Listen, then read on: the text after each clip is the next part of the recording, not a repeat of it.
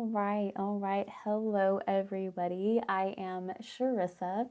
I am the founder of Eradication Wellness, which is basically just a massive passion project of mine. And this is a confidence coaching workshop, which is just reason behind it is because I truly feel like everybody just needs a little extra boost of confidence sometimes. And I truly believe that it's something that we can build. And there nothing really has to change tangibly in order for you to gain confidence. It's a mindset. And there's a lot of things that really go into confidence and how to build confidence and how we can keep our confidence high. And so that is basically why I'm doing this. And this will be recorded. I will put it up on my YouTube channel for anybody who just might want to come across it. Yeah. So this is just going to be a small recording. I was initially planning on doing this as like a workshop. However, I just find that it might be easier for people to watch videos in their own time. So I just decided, why not just record this, post it up on YouTube, and just refer people to it if they're interested. So why not?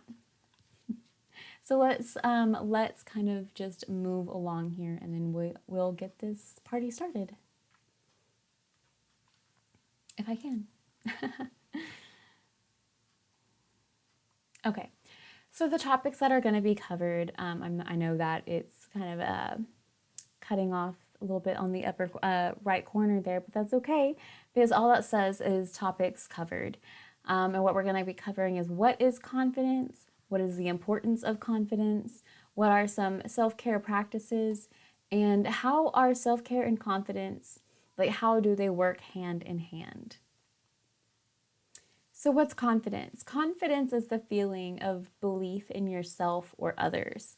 So, whenever we're asked by people, what is confidence or are you confident?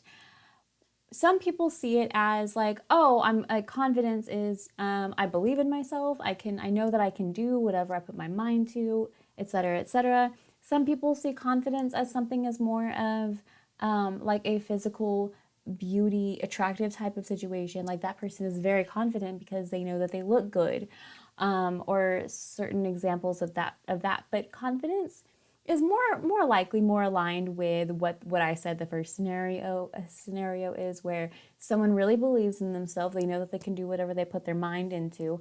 That is a confident person.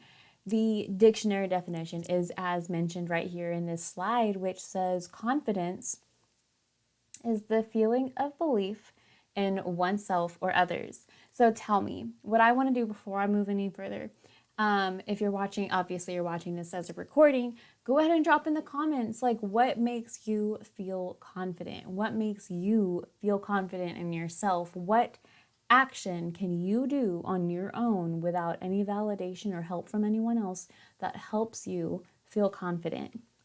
Drop that in the comments for me.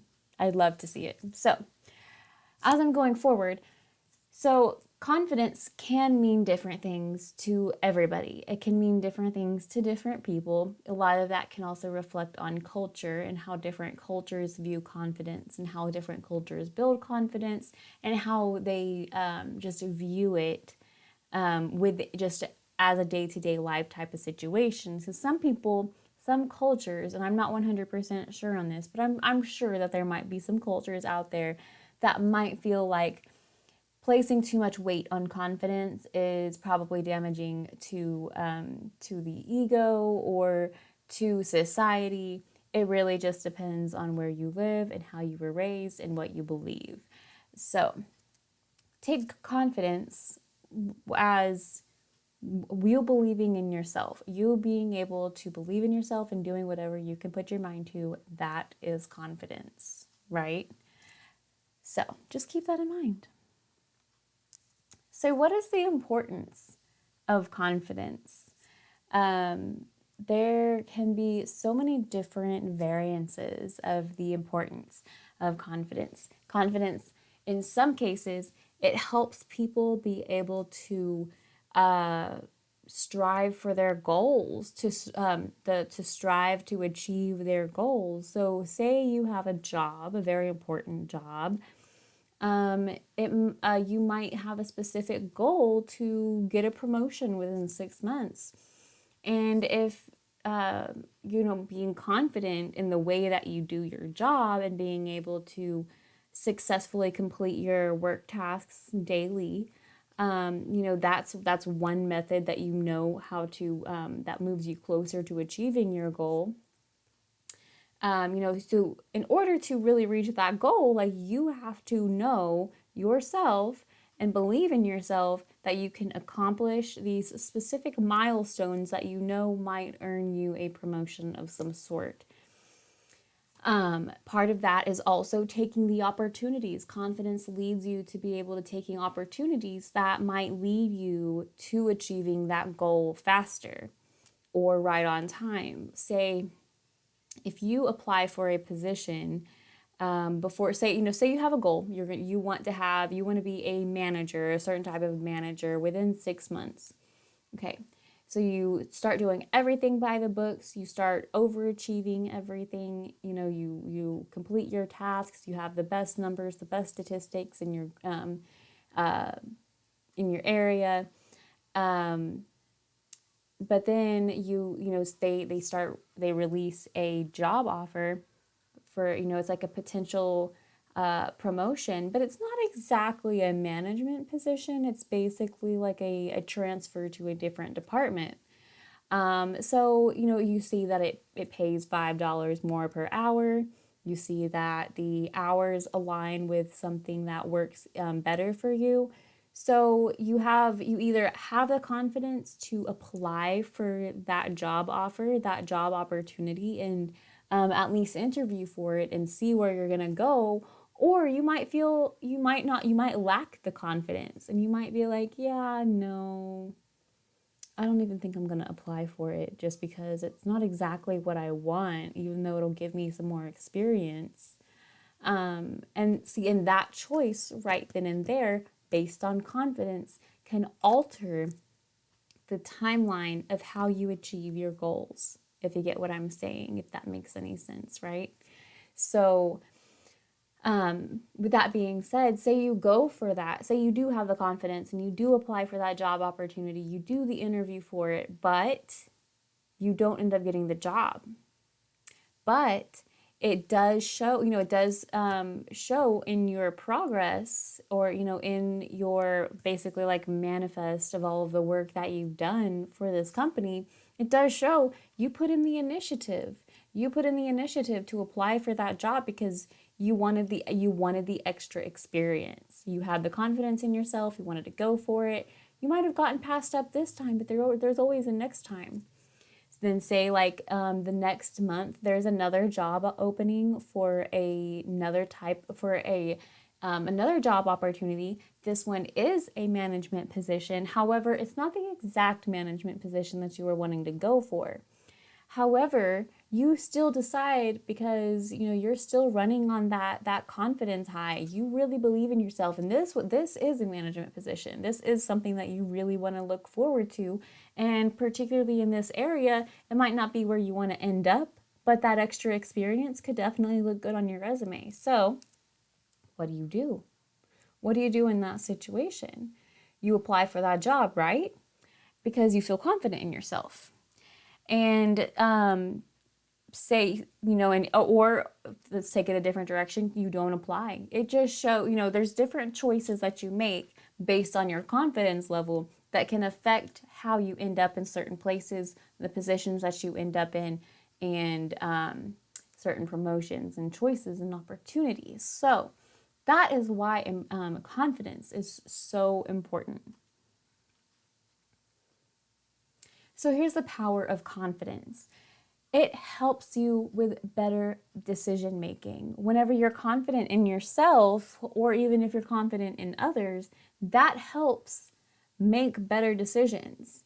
You know yourself better than anyone else should know you, right? So I'm just putting this in a job scenario because I can deeply relate. If you're confident in yourself, to go for it, then you either know, okay, I can do this or I can do this. And depending on which one you take, either you apply for the job or you don't apply for the job. Like it could go either way. If you apply for the job and you do the interview but you don't get the job, at least you were able to make an impression on those people who interviewed you for that position, and they might be able to remember you. They might have given you some really great feedback in that interview.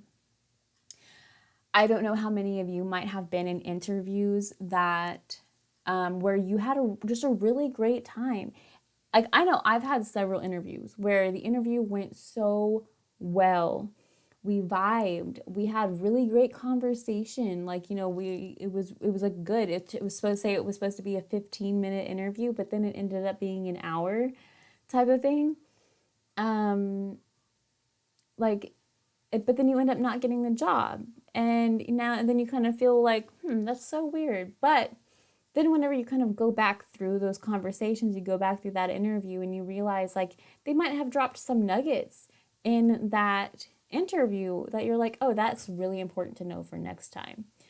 And, because you never know, there could always be a next time. So the power of confidence can really lead to better decision making. There is a fine line between having like a massive ego, like especially like a narcissistic ego, and confidence. Confidence is knowing that you have the power to be able to do whatever you set your mind to, but obviously you're using logic and your own self-worth, like what you're capable of. We're not going to get into narcissism because we're keeping things on a positive note here, but we do know that with narcissism, there's like an inflated sense of self-worth or yeah, so it makes it very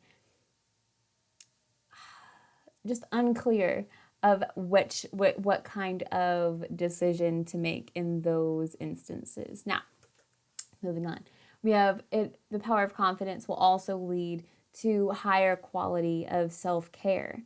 Whenever we're looking at self-care, say if you don't have confidence, you don't even know where to start usually. You don't even know. If you lack confidence, you might struggle in taking care of yourself, because that also plays into mental illness. And say if you have depression, and I can speak from this firsthand because I had struggled with depression for a long, big, huge, major chunk of my life. And whenever you're depressed, it's hard. It's hard to think about being able to do anything other than lay in bed and be upset all day, or be sad all day, or just be sleeping all day even. It's hard. It's really hard. And especially during the pandemic, it was happening to a lot of people, not just myself. And like being able to focus on self-care in a way kind of feels wrong whenever you have depression, because you feel like you don't deserve it. You kind of have like a like deflated sense of self-worth, and you kind of feel like you're not worth taking care of yourself even in that moment. So having confidence in yourself will also help you to have better self-care practices, and like better self-care, like regulation and routines. Like nowadays I at least make sure to treat myself once a week.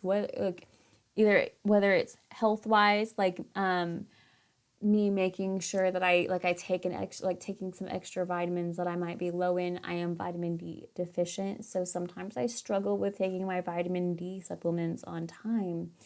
And and like sometimes if I'm really feeling it, because now I'm at the point in my autoimmune journeys that I can tell whenever my vitamin D levels are kind of not doing the greatest. So sometimes I'll just add an extra supplement in there, like, or not a supplement, but I'll add like another vitamin D capsule in my daily meds. So self-care can be so many different things. It can be health-wise, taking vitamins, making sure that you're keeping yourself hydrated, making sure that you're getting adequate sleep at night, making sure that if you're having negative thoughts, that you can get a therapist. Therapy's not bad. It doesn't mean that you're crazy. It doesn't mean that something's wrong with you. Therapy is completely normal, and you don't have to be diagnosed with anything just to go to therapy. And then also a third thing that confidence helps is having a better mindset and just overall well-being. I mean, that's basically the culmination of the other two things that we discussed. Better decision making. If you're going to take care of yourself, you make the decision to go to the doctor and figure out what's going on with you, so then that way you know how you can fix it and feel 100% again. If you're taking care of yourself and you're practicing self-care and you have routine self-care practices, that also means that you're probably taking the time to journal about your feelings and to healthily talk about the things that bother you, and setting boundaries and making sure that your dreams are being respected just as much as everybody else's.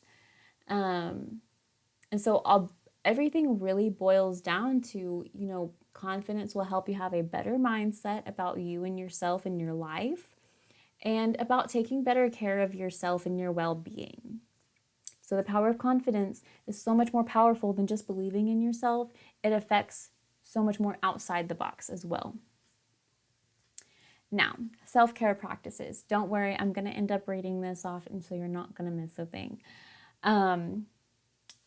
Creating morning and evening routines. So for instance, I'm going to share a little bit of what I do. So make a list of activities that you do for yourself every morning and every night. And you don't have to jump full force into these practices.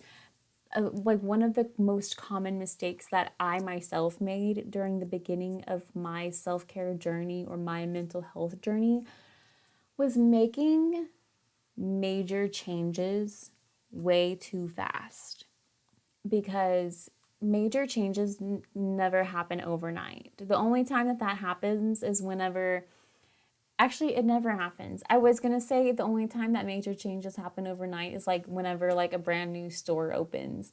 And that's not even the case. I've been there when a restaurant opens, and it's a process even until it always gradually works up to a pinnacle, and then it starts getting better. So it's always a process. You never jump into something full force, because if you do, you're going to get burnt out. You're going to lose your confidence. You're going to lose that feeling of having control over something. Now, I'm not saying that it's 100% impossible, because it's not. It's really not impossible. Some people thrive on chaos. That's not me, but no shame on anyone who does thrive in chaos. But my point is that the healthiest way to do these types of activities, or just self-care practices overall in general, is to ease into it. So, for instance, on creating morning and evening routines, I started by just creating morning routines first. Once I was able to establish a morning routine, I immediately noticed that my days went smoother and with less grit, with less stress. So, specifically on really early days, there are some days that I don't necessarily have a stable waking schedule. So I work with with how my body works. So I don't force my body into doing something that might trigger my autoimmune stuff. So creating morning routines for me, I made it to where, I get up, I brush my teeth, I wash my face. I do my makeup, I do my hair. I eat my breakfast, I take my meds, I do some yoga, do some stretching, and then I do my affirmations, and I do some meditation, and then I start my day. And I always take my time. I do have specific times that I wake up on certain days to get these started. However, the routines are usually the same methods. They're the same order. So then that way my body already knows what it's doing in the mornings, and it goes through these little routines, and then I'm able to keep things more steady for me. And the glory about this is that even if you start a routine and it isn't working for you, then you can always just change it. You can always just make a little change here, a little change there. It doesn't have to be perfect. It doesn't have to be like Kim Kardashian's. It doesn't have to be like any sort of very complex, complicated type of routine. Like, you can do things that are comfortable for you and that work for you. PM routines usually can consist of, like, for me, it's like a snack, some tea, do some reading, take any meds that I might need to take, or and then some meditation in bed. But my evening routines fluctuate just based on how my days go. If it's one of those late days where, like, I have a lot of work to do and I'm not able to finish until a little bit later than usual, I might take a couple of things out of order just for my own needs. But it's always it helps tremendously in getting a better night's sleep, which, as we know, is super important. So the next self-care practice that I have here is to schedule weekly self-care. Like specific treats for yourself. So like, give yourself a day to look forward to. So whenever you're doing this, like I said, there's always at least once a week that I'm like, okay, I'm doing something special. Saturdays are, usually you're like self-care Saturdays or self-care Sundays or something like that. You can do a little clay mask, do some sort of like hair treatment, go get your hair done, get a haircut, go get a coffee, go to Starbucks, get like a little treat, certain things like that. Give yourself something on a specific day of the week, like plan it, like put it in your planner, get yourself a planner and mark it for your day, and that, like, for that day, self-care. And then whatever you plan to do for self-care that day, go to the store, buy yourself some lotion, and make sure that you start putting your do something specific for your self-care at least once a week, and schedule it so you can be like, oh my goodness, I can't wait until Wednesday, I'm going to get my nails done, or I can't wait until Saturday, I'm going to get my hair cut. Or just something like that. That helps kind of bring your mindset back into like a positive space, and it gives you something to look forward to. Third, drink more water. As I say, as I grab my bottle of water because my lips are a little dry. Drinking more water. Have you ever opted for water over a caffeinated or sugary beverage? I don't know about you, but like me, I've noticed so many differences from if I can't talk. At one point, I used to drink soda like all the time, constantly. Soda, soda, soda, soda, soda. And then I'm like, ugh, like, why do I feel so bloated? Why do I feel so heavy? Why do I feel like the circles under my eyes are just so much worse than usual?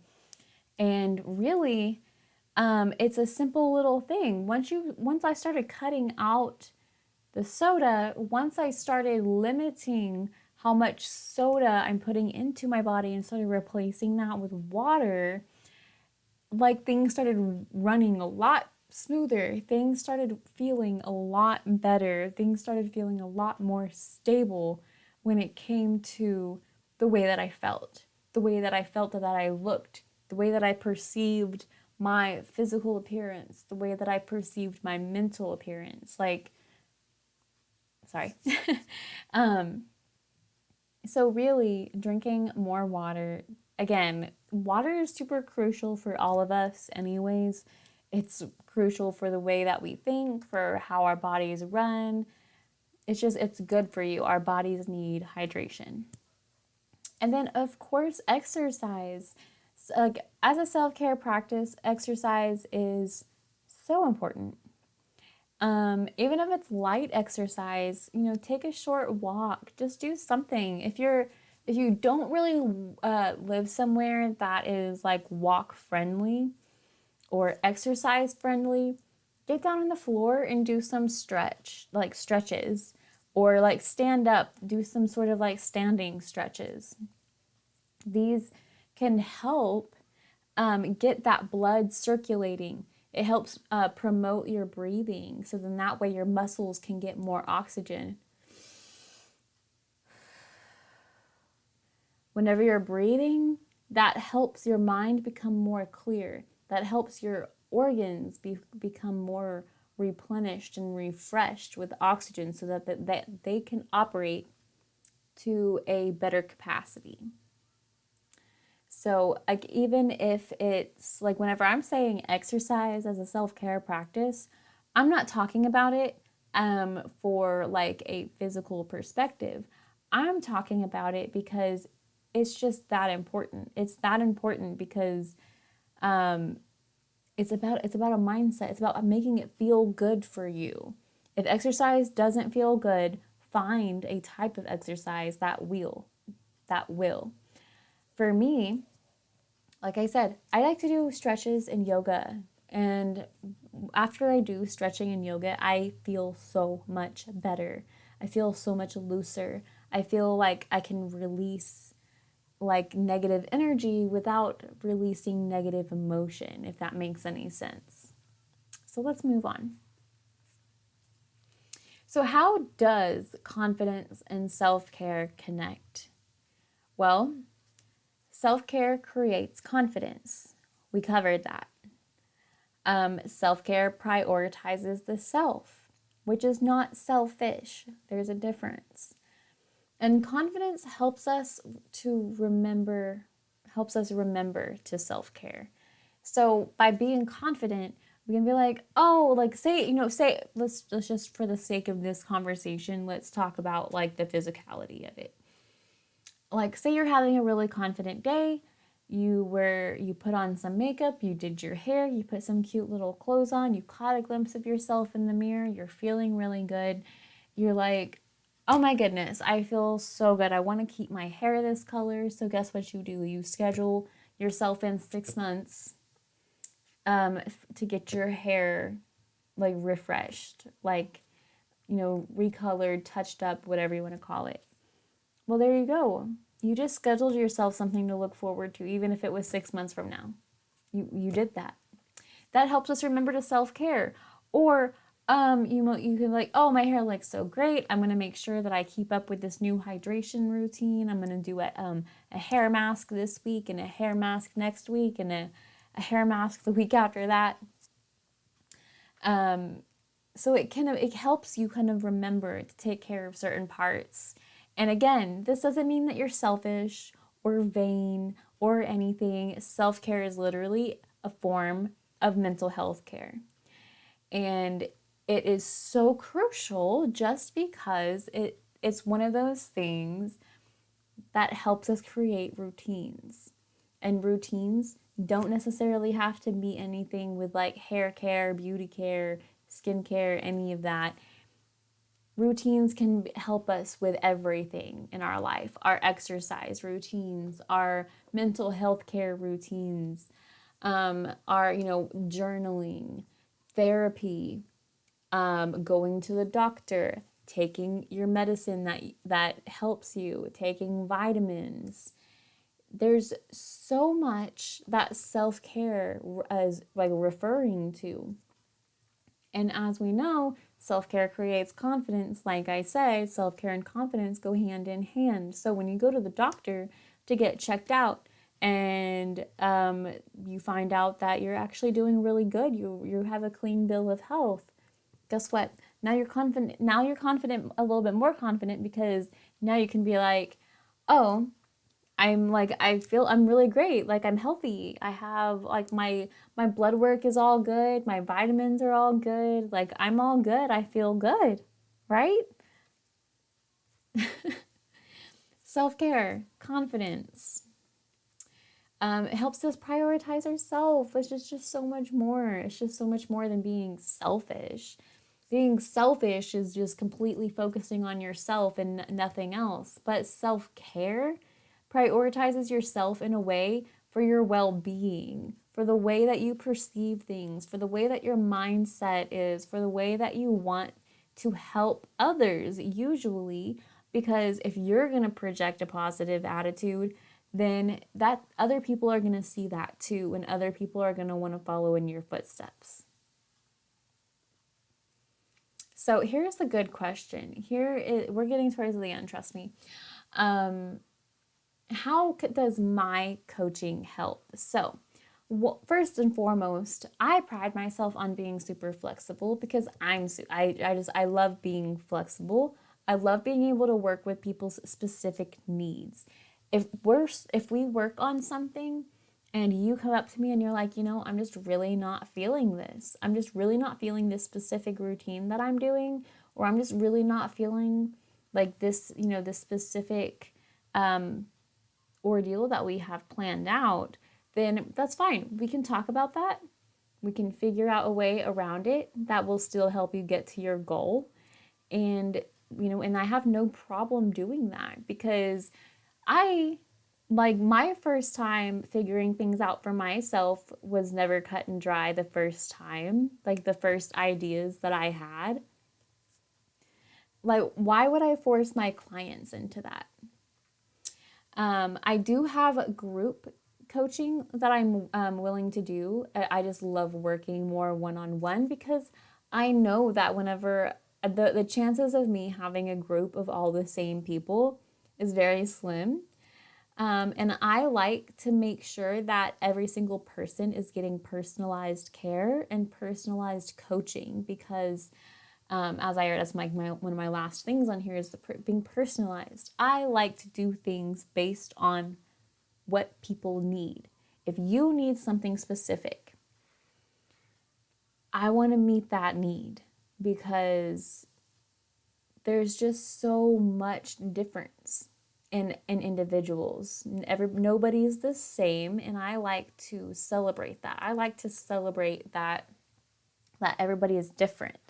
And I like to show that we can just make changes to specific routines that can make it work far better for you than it might have for me. There might have been something that I tried before that didn't work for me, but it might work for you because you might have a different mindset in a different place. You might be on a different set of tracks going to a different place or going to the same place. And I just really like to take my time. I like to treat my clients as if they were my sisters or my siblings or my best friends. So that way I can show them how much I care and I can explain to them that the direction that I'm taking them is going to get them to their goal and that like I'm not giving up no matter how difficult it is, no matter how difficult it might be, no matter how many like ruts there are that we have to go through together. I'm your girl to be there until the very end because trust me, I get it. It's rough. And when you don't have support, it's even harder. And I'm happy to be that support. So here's how you can contact me. On Instagram, you can find me at eradicationwriter. You can email me at eradicationwellness@gmail.com. Or you can fill out the contact me page on www.eradicationwellness.com. My turnaround times usually, you might be able to contact me a lot faster on Instagram. Just make sure to give me a follow first, so then that way I'll see your message a lot quicker. You can also email me. I check my email several times a day usually. And then if you're going to contact me using the website, please, please, please just be aware that I only check contact forms once a week. So say if you do and you don't get a response, give it a week, and I'll make sure to acknowledge it. All right. Let's see. I think that's it. Yep, that's it. All right, everybody. Thank you so much for tuning in. Please feel free to share this video with anybody who you might feel might benefit from it. And if you are interested in services, you can always visit the website, as you can see listed here, www.eradicationwellness.com. Thanks. Have a great Saturday, everybody, and I hope you all have a terrific weekend. Bye.